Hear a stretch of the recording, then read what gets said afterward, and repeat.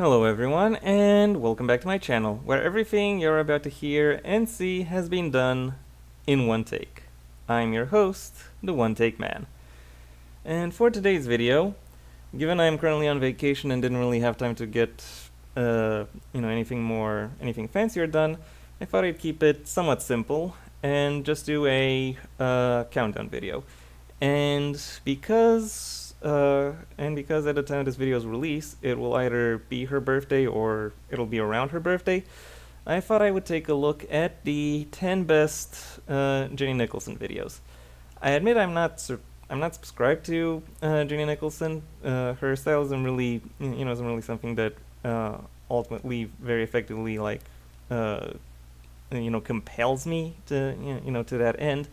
However, I do have to say that I find a lot of her presentation style nevertheless to be engaging and curious. Not to mention that the actual content that she presents is always intriguing. And I can say that while I'm not always entertained, while I don't always find it to be spectacular, I recognize that everything she puts out has plenty of value, plenty of meaning, and it is something that I find intriguing enough to where I want to delve into this, and really I want to go along with her on this journey that she has crafted for her viewers. And and to that end, I do enjoy her videos, though primarily from the perspective of a lurker. Even though at the time of this video's production, it's been over a year since her since her last post, I do still find myself going back to those videos because they are surprisingly very rewatchable.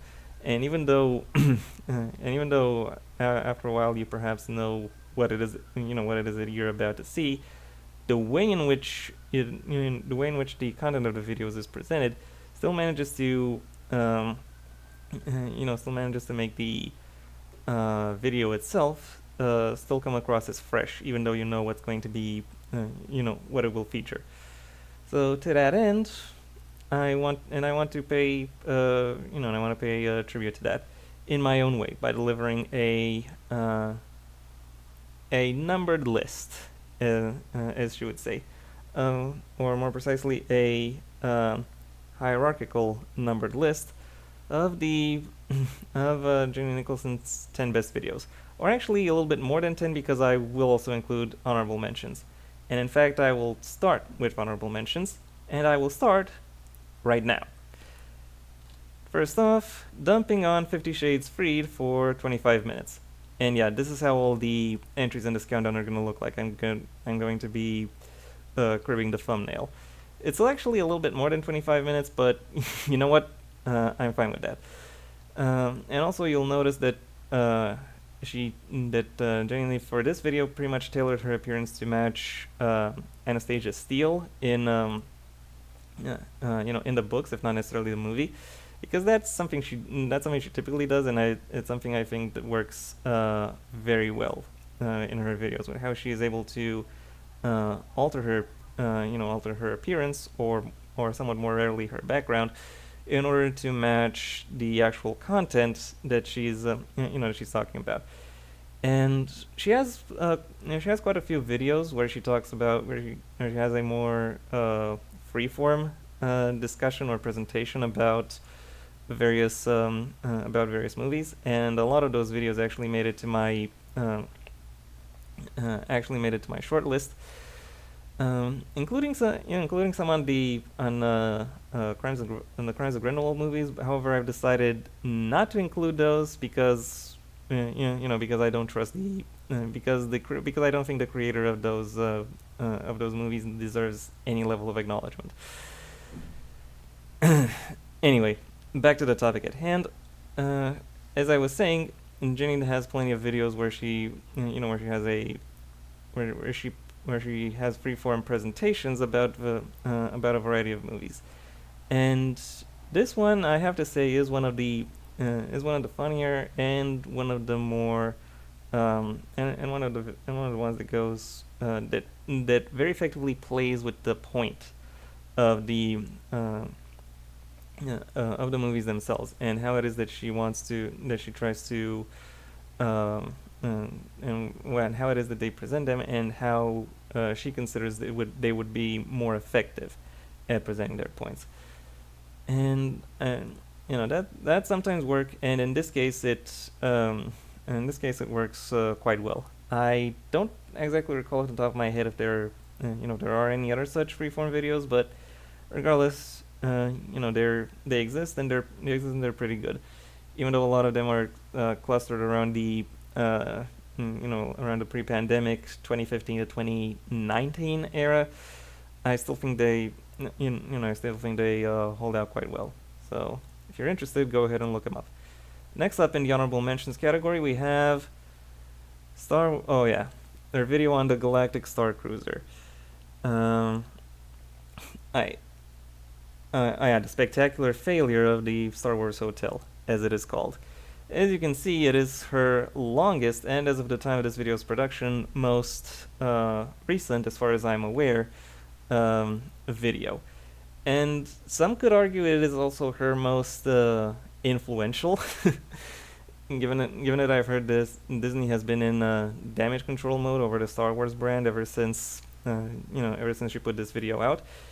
And this video, I think it is fair to say, pretty much deserves to be perhaps within the gold standard of her of videos, in terms of how when it comes to how it is that she is able to present her arguments. And because she very effectively delves into what the aims of this experience, the Galactic Star Cruiser, actually are, how they are supposed to work, and what the means that were brought that Disney brought at their disposal, to make it happen actually did happen. But however, she is also the first to point out she also points out how it is that they failed, and what kind of improvements could have been made. She is able to both see past the fantasy and also delve fully into it, and can and this video really showcases how she is able to play around with those edges in presentation, and and understand those aspects in an effective and intriguing manner. It is on the long end, because 4 hours. However, it is very thorough, and very much I could very effectively argue that it is worth your attention.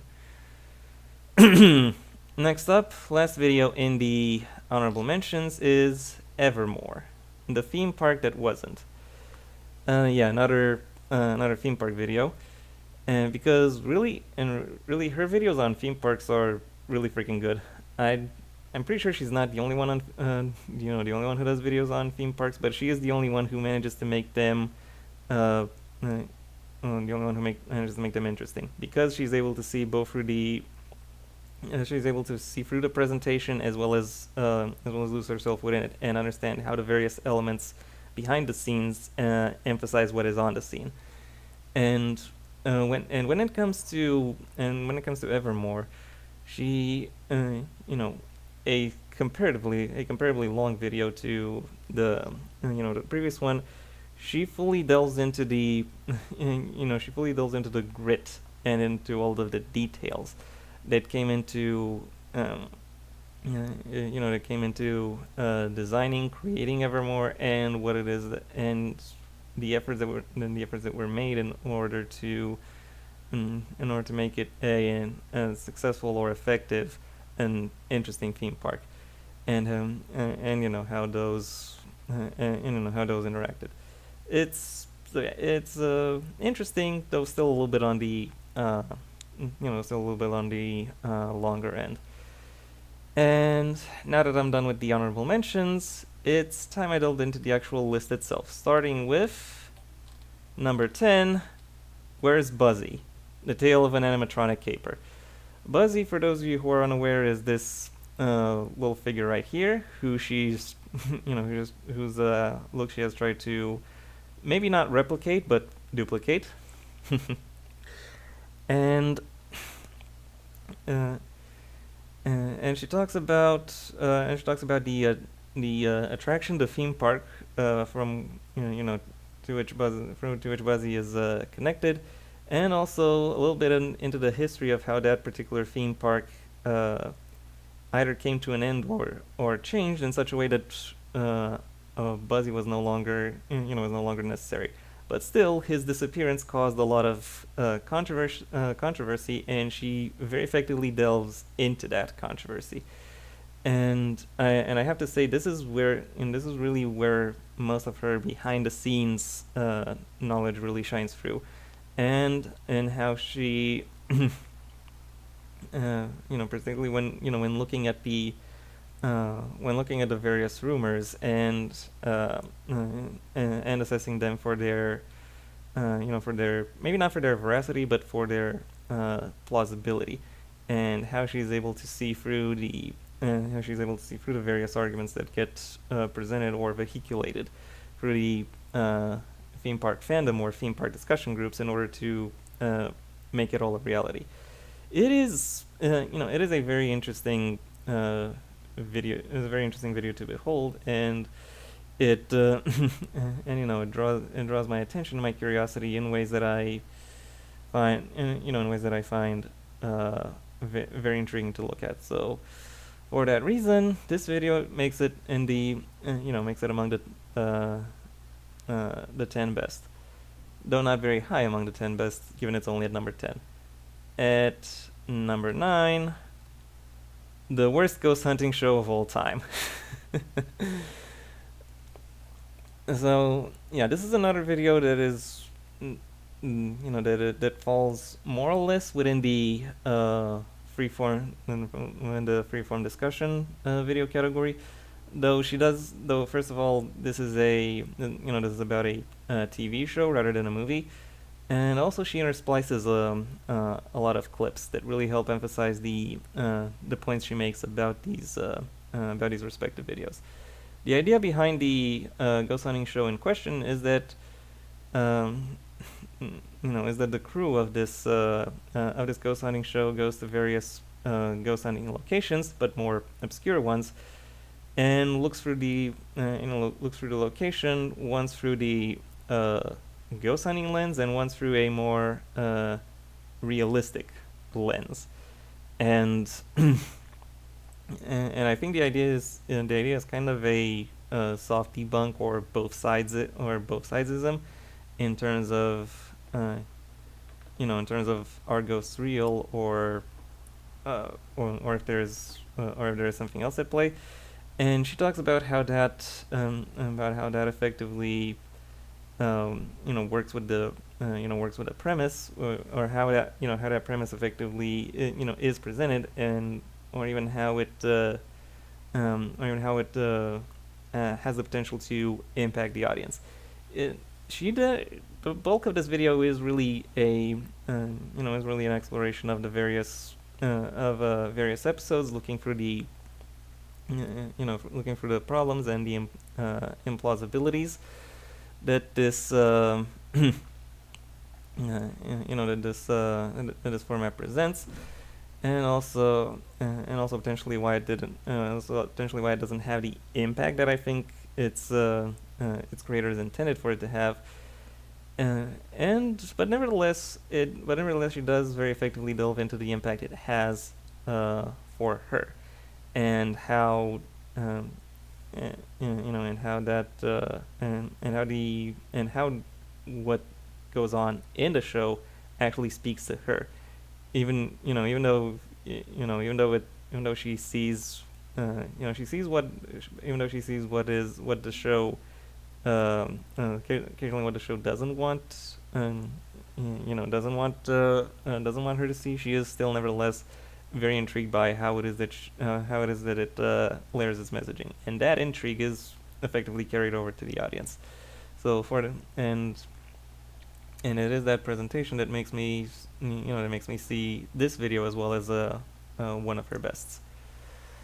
One of her best, not bests. What the fuck was that? At number 8, oh yeah, an excruciatingly deep dive into the Avatar theme park. Because, yeah, as you can see, Disney at one point thought that it should include the planet of Pandora from the Avatar franchise into its Animal Kingdom series of theme parks, and she talks about the various points of interest within that theme park, and how effective the immersion is or isn't, and what exactly leads to the discrepancies that she talks about. Again, it's another theme park video, but one that is a little bit more in depth and a little bit snappier at just an hour rather than 4. And within that hour, she's able to explore all the attractions or present, because the exploration took a lot longer.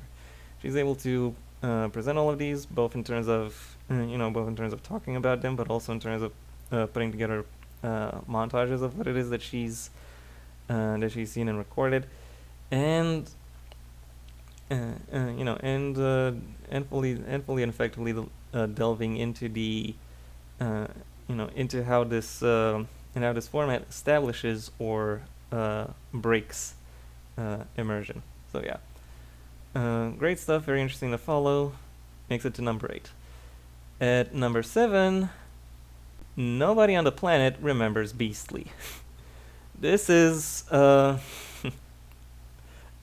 I gotta just now realized how the composition of this thumbnail makes it look like she's creeped out by this movie. Which, you know what, to be fair, there are plenty of things that the movie does that are a little bit that are a little bit messed up, and not the parts that it wants to come across as messed up.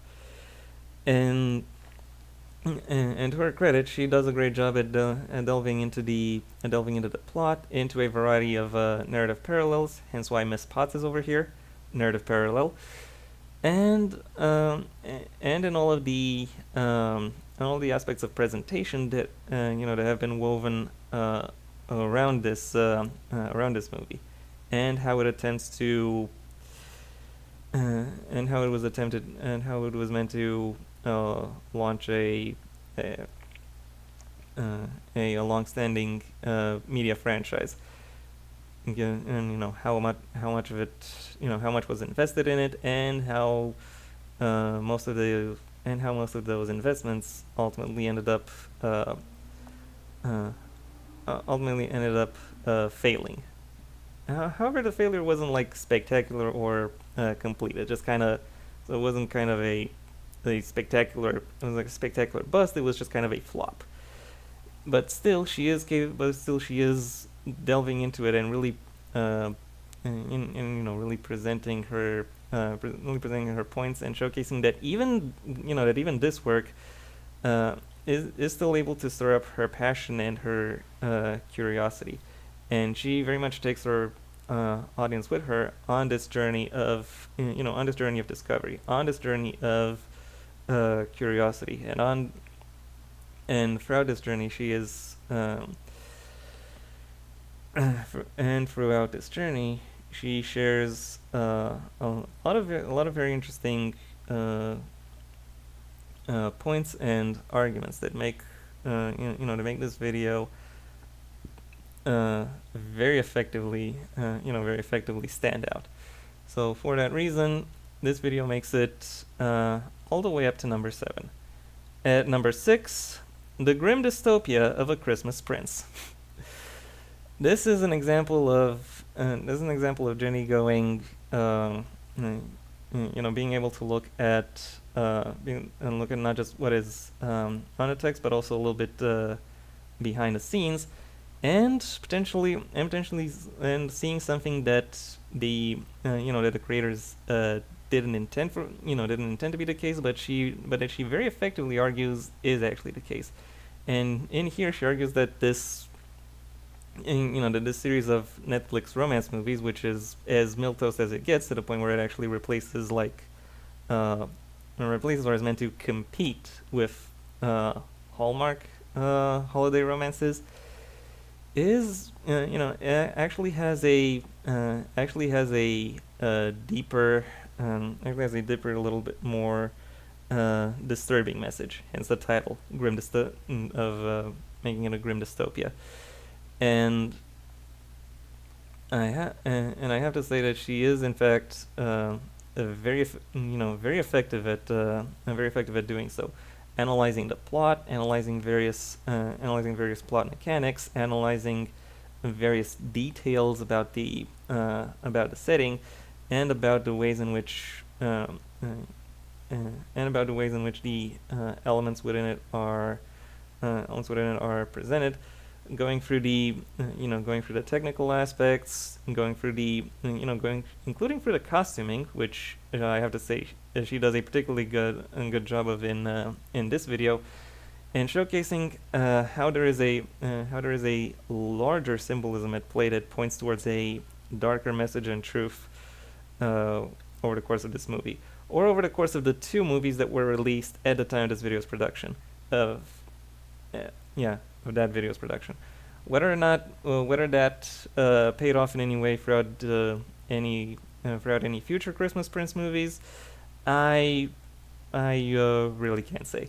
But still, to the point where this video exists, it is it is quite interesting to behold, and it makes its way up into this list as the gatekeeper of the upper half. Moving now into the upper half, at number 5 we have This Is Definitely Not a Published Reylo Fanfic Novel.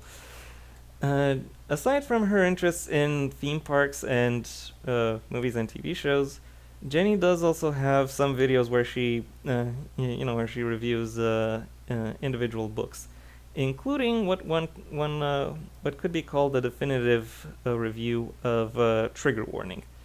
However, that is not her best book-themed video. Rather, this one is a review of Black Moon Rising by an author who's covered up by the timestamp, so I can't really see. So I don't really know who that is. Still, these going through this.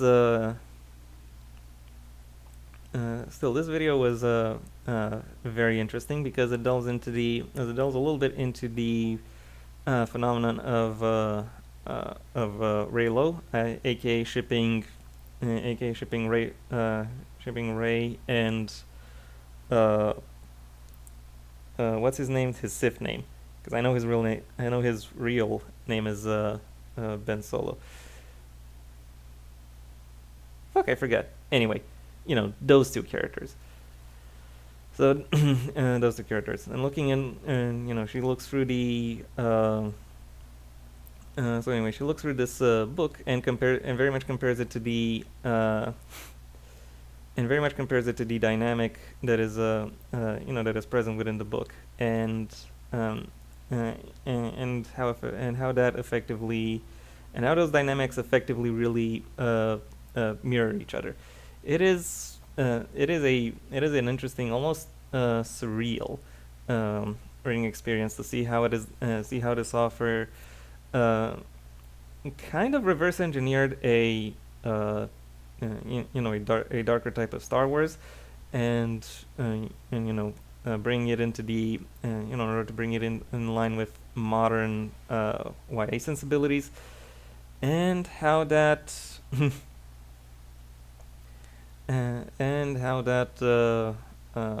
plays with the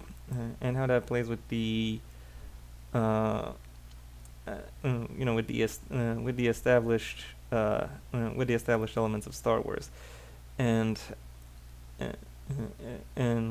and the ways in which the narrative itself unfolds, and how and how Jenny is able to is able to present it, makes for a makes for a perhaps simple but still very memorable and very enticing reading experience, to the point where or rather viewing experience, because I can't really say anything about I can't really say anything about how the book itself actually reads.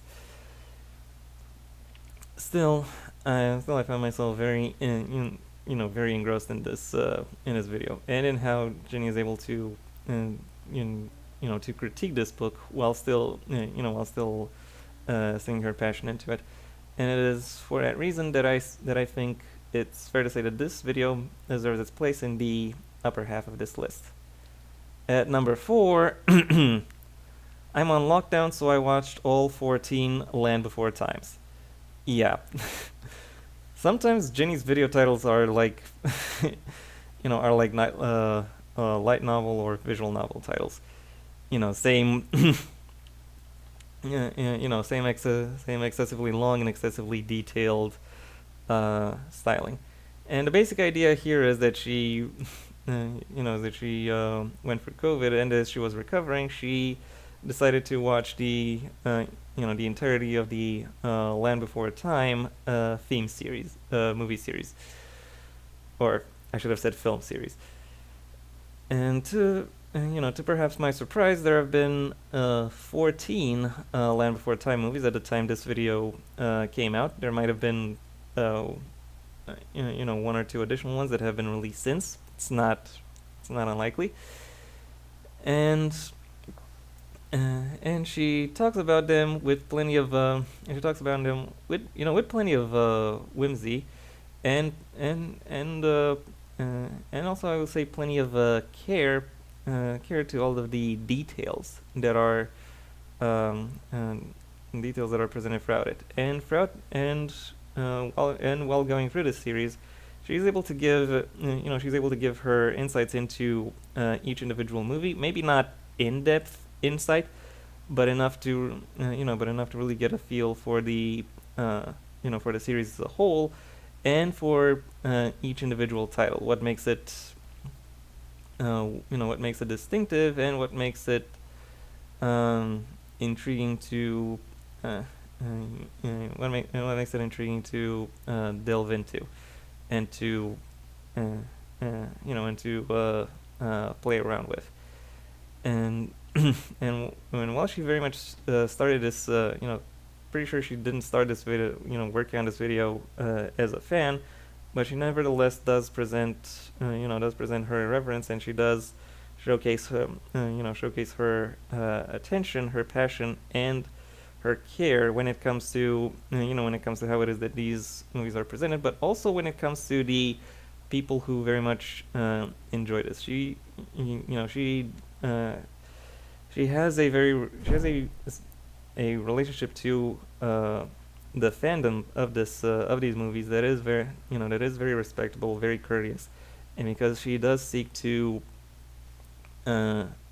engross herself within what it is that makes these movies these movies interesting, and through that perspective, she is able to get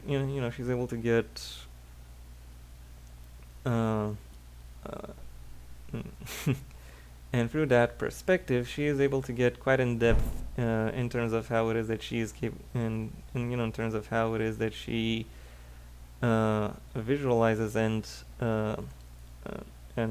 presents these movies, which she treats not as not as toys or as expendable items, but she very much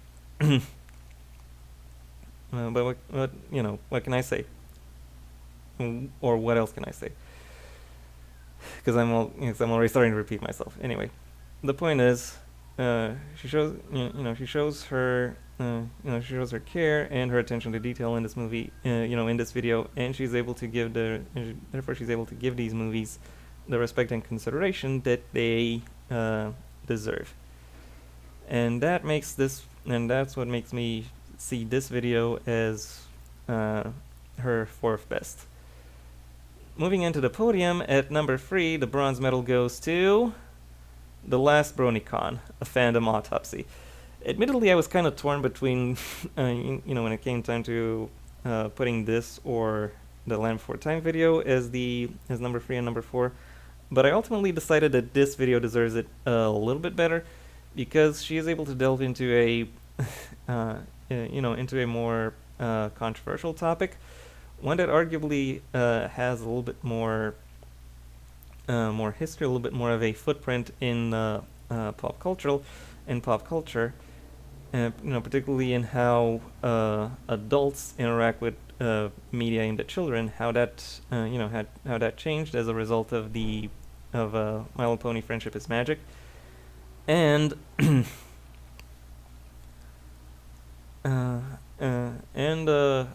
further along, how that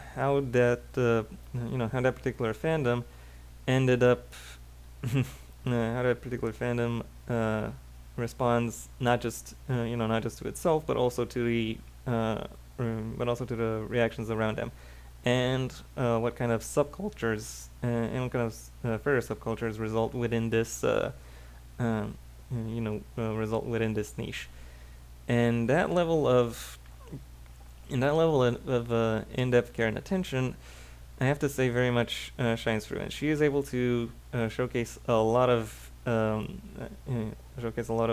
complex topics and facets of the things that she is discussing in a relatable and interesting and very appropriately paced manner. Everything that you need to know is delivered exactly when you need to know it. Her presentation style is outstanding, and this is very much one of the best showcases of it.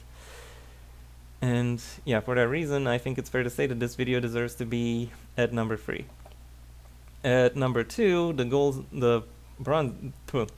Damn, I can't talk anymore. Anyway, this was a bronze medal.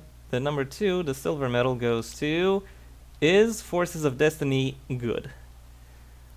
There is always a little bit of a risk when when giving your title when giving your video a question as a title, because every video pretty much is a promise. This is what you're about to see. When the promise of what you're about to see is question, you're pretty much making a supplementary demand from the audience, because you have to show them that this video you're about to present will have a broader argument about it, and it has to be made in such a way as to be worth your while. And what I appreciate about this video is that it is very economical with its time. And even though it's only 30-ish minutes long, the material it is able to delve into is still still very captivating, very very engrossing. And she actually answers the question posed in the title immediately, and then spends the rest of this video justifying it, or explaining what it is about Forces of Destiny, and how Forces of Destiny, what makes it work, what makes it less than effective. And unfortunately, at least for the Star Wars brand, there are a lot more things that make it less than effective than there are things that that ultimately work in its favor. And Jenny is very effectively capable of highlighting all of these points. And in case you're wondering, Forces of Destiny is a doll / action figure lineup that makes for in order to showcase the female female action heroes of the Star Wars franchise, and Jenny delves into every aspect of the every aspect that people would interact with when it comes to Forces of Destiny. So not just the dolls themselves, their accessories, um, the marketing the marketing that flows into it, all of the connected efforts, and is able and she is quite effective. Not just that, and she's quite effective at demonstrating what the gold standard, so to speak, of the of what the makers were attempting to do would have been, uh, but also potential improvements with examples, and that is a and I have to say this video has been very effective at demonstrating a demonstrating the relationships people have with people or predominantly children have with toys, and how that and she does a great job at mirroring or showcasing uh,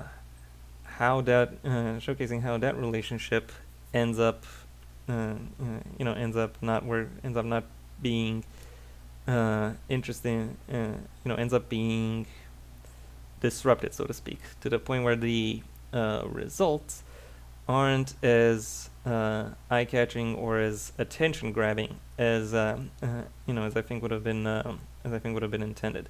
And she's quite effectively capable of presenting presenting her reasons behind presenting her reasons behind the argumentation, while also delivering plenty of very very eye-catching humor. So, uh, yeah, it is a very well made video, and it is perhaps an example of Jenny of what of the best it is the best example of what Jenny can do when she is just when she's just sitting down and talking. But it is not the best example of her capabilities in terms of in terms of filmmaking or more broadly being a documentarian. That that is best showcased by the number one on this list and the gold medalist among her videos, the Vampire Diaries video. Yeah.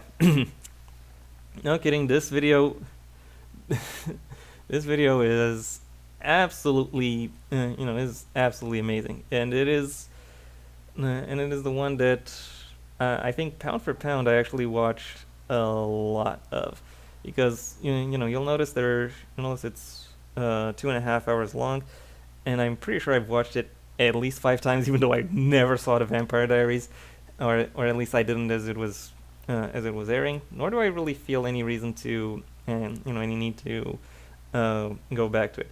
The only point where I low-key disagree with it is that phew, I can't talk anymore.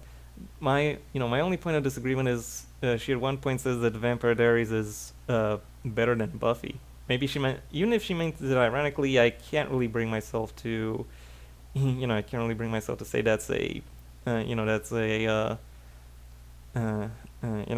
point of grace within the video. But really, that is the only that is the only bad point of a video that is really 2.5 hours full of very good points, where she talks about not just the TV show itself, but also the book series it was based on, the the reception it had, a lot of additional material connected to the series, a lot of behind the scene aspects, not just not just from the show itself, but also from all of these already mentioned additional elements, and it is very effective at creating creating an immersion within this within the entirety of the franchise. However, it doesn't just create the immersion. It also delivers a very effective a very effective critique on uh, the content of this franchise. Even though it does primarily focus on the show and how it was presented at the time she viewed it, looking through the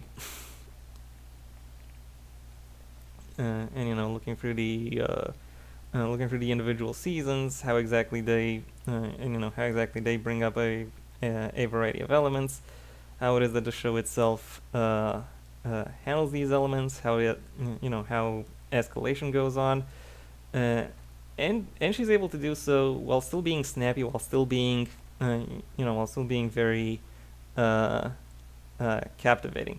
And she adds a lot of brand new sentences that that make this video very catching, and that really help increase its watchability, such as "I can literally put a pin in that," or or "greedy, mean, short-sighted fools," or "killed by the village people," or my personal favorite, "technically not incest boy." And no, I'm not going to give any context on what those, on what those sentences mean. You do have to, you do owe it to yourselves to to look into this, to look at this video for yourselves in order to find out, because, because in many ways, this is very much the definitive Vampire Diaries analysis that is out there on YouTube. It's the title itself says it. It is the definitive Vampire Diaries video, and beyond that, I think it is actually one of the best series analysis videos overall. Probably one of the best of the entire platform. Like, it is, it is amazing in terms of the level of depth that it is able to reach, in terms of the amount of topics that it is able to effectively touch upon, and and even in the manner in which its presentation is able to create its own internal narrative and elicit a variety of emotions. There's a point towards the end where the appearance of a crow makes makes me misty-eyed. That's how good this video is. It makes me misty-eyed over a freaking bird, and I still I still find it very interesting to watch every single time. And even though I always noted that she's gonna reference that damn bird showing up, I still, even though I still know that's gonna happen, I still weep. I still weep a little bit. Okay, I turn misty-eyed. I don't full on. I don't get really full on tears, but I do get sting. I do get my my eyes stung a bit. It is. It is amazing to look at, and I find it and I find it very intriguing to I find it very intriguing to follow. And you know what? I might just look at this, and I just watch this video again once I'm done here, because it is simply that good.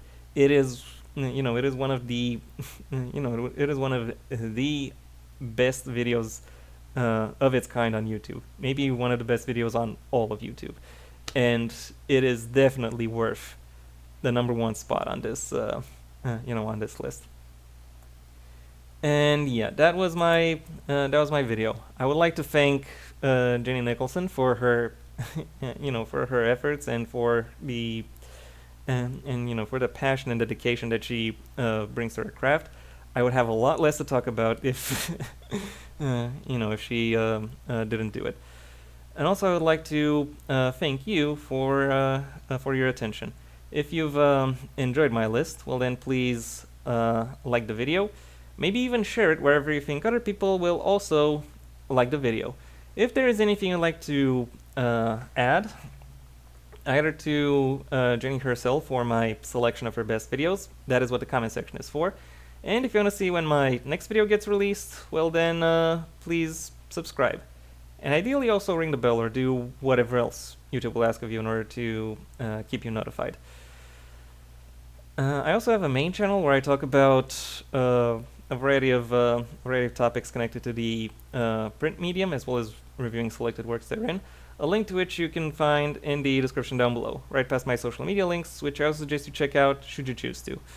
If my thoughts on the print medium don't interest you, then I suggest you stay on this channel and go through my extensive backlog where I touch upon basically anything else, from from gameplay and the occasional social commentary to various aspects of media analysis. Sometimes it's YouTube based, like like in this video, but more often it's actually a little bit more similar to what Jenny typically talks about, where I where I review or pitch movies, TV shows, or maybe even do retrospectives on them, that kind of thing.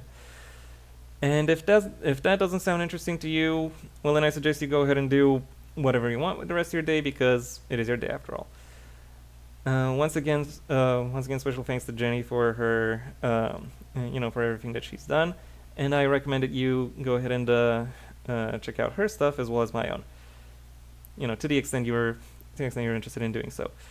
And until next time, I have been the One Take Man.